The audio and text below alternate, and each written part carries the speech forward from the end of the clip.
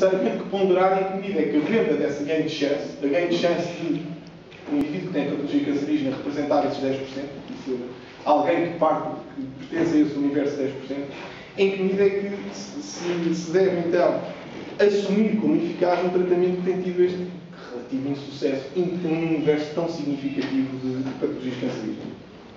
Fica assim por explicar por que razão é que a quimioterapia é tão amplamente prescrita e administrada. O carcinoma ductal in situ. O carcinoma ductal in situ, e é se calhar preciso entrar aqui nos detalhes. O carcinoma ductal in situ consiste em quê? Consiste num tumor não invasivo, e é o tumor não invasivo da mama mais frequente, e consiste basicamente numa calcificação dos ductos que transportam o leite para os mamilos. E a razão pela qual o carcinoma ductal in situ tem surgido cada vez mais nos dias de hoje tem que ver com a evolução tecnológica ao nível das mamografias. O carcinoma ductal in situ são pontos microfocais tão pequenos, que só são detectáveis através de uma mamografia. E as mamografias, com a evolução tecnológica, o que tem sucedido é que a resolução das mesmas tem aumentado significativamente. E aumentar significativamente faz com que os médicos cada vez mais consigam detectar pontos microfocais mais pequenos. E, portanto, tem havido um aumento exponencial do número de diagnósticos do CITIS, do tal carcinoma ductal in situ. O que seria de supor, diria quase o conhecimento comum, o senso comum, seria de supor que, uma vez tendo sido diagnosticados muito mais carcinomas ductais in situ, então que a morte de mulheres com cancro da mama viesse a reduzir-se substancialmente ao longo dos últimos anos. No fundo, porquê? Os médicos diagnosticam cedo o carcinoma ductal in situ, que sublinho é um cancro não invasivo, e como se suspeita que o mesmo venha a arredondar num câncer invasivo, então administram-se e prescrevem-se os tratamentos necessários para, no fundo, debelar ou prevenir que algum dia, em algum momento futuro, esse câncer venha a arredondar em algo invasivo e, no limite, na morte da pessoa em causa. O que acontece, na prática, é que nos últimos 20 anos o câncer da mama tem continuado a aumentar a uma taxa relativamente constante. Não obstante o número de diagnósticos do carcinoma ductal in situ ter subido.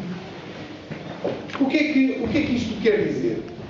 Isto já vamos ver aqui quais são as particularidades que a mamografia causa e uma das razões pelas quais esse sucesso tem a ver com a própria forma de diagnóstico, e o mecanismo que é utilizado para o diagnóstico, que é a mamografia, é que se tem assumido que o carcinoma ductal in situ necessariamente vai redundar num cancro invasivo.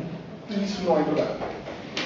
E não é verdade porque não se sabe ainda exatamente prever em que medida a evolução de um cancro tem lugar. E muitas vezes tem muito mais a ver, e agora os últimos estudos médicos o que têm estado a demonstrar é que tem mais a ver com razões genéricas do que propriamente razões de previsibilidade em função do corpo microfocal que foi originalmente detectado. Ele pode pura e simplesmente nunca evoluir ou pode pura e simplesmente desaparecer. O próprio organismo da mulher tem mecanismos que fazem com que o mesmo desapareça. Não obstante isso, há médicos que recomendam o tratamento do carcinoma ductal in situ assumindo sempre a sua fatalidade. Assume-se a fatalidade, o que quer dizer o quê? Quer dizer que, em média, cerca de 30% dos casos diagnosticados redundam em mastectomias, portanto, uma remoção da mama, em 35% representam uma lumpectomia, uma extração dos nódulos, e sempre radiações. Ou seja, vamos ter tratamentos invasivos, não obstante ainda estarmos a tocar num cancro não invasivo. Por isso é que eu falava ali há bocadinho, não está no tópico do slide, que se não se está, em alguma medida, a explorar uma reserva de doença. Ainda não temos verdadeiramente uma doença, temos um embrião de doença. Algo que não existe verdadeiramente ainda, mas que, como se prevê que possa vir a existir, então ataca-se familiar.